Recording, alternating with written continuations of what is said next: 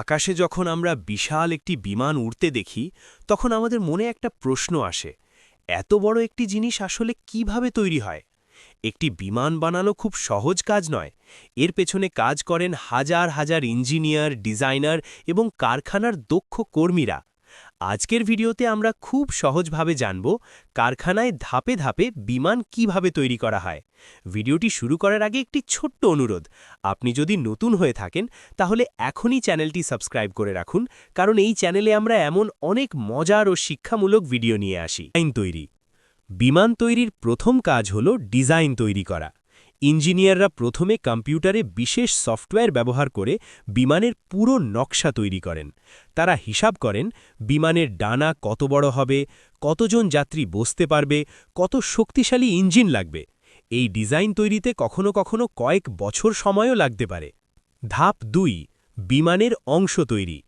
বিশাল বড় বড় কারখানায় শক্ত ধাতু যেমন অ্যালুমিনিয়াম এবং টাইটেনিয়াম দিয়ে বিমানের অংশ তৈরি করা হয়, যেমন বিমানের মূল শরীর, ডানা, লেজ, জানালা এবং দরজা।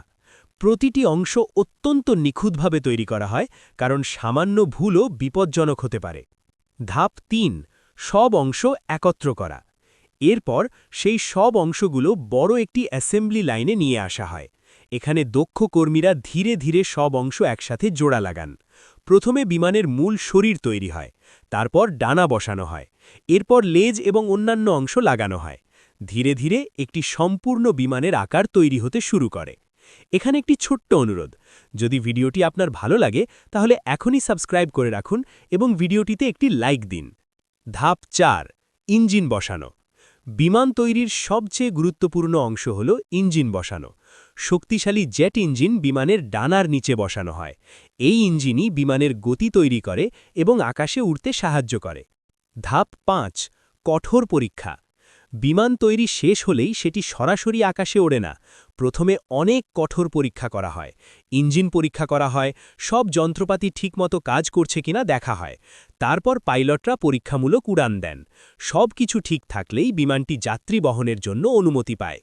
শেষ কথা, এইভাবেই হাজার হাজার মানুষের পরিশ্রম আর আধুনিক প্রযুক্তির সাহায্যে একটি বিশাল বিমান তৈরি হয়, যে বিমান প্রতিদিন হাজার হাজার মানুষকে এক দেশ থেকে আরেক দেশে নিয়ে যায়। আপনি যদি এমন আরও মজার এবং শিক্ষামূলক ভিডিও দেখতে চান তাহলে এখনই আমাদের চ্যানেলটি সাবস্ক্রাইব করুন। ভিডিওটি ভালো লাগলে লাইক দিন এবং আপনার বন্ধুদের সাথে শেয়ার করুন। ধন্যবাদ।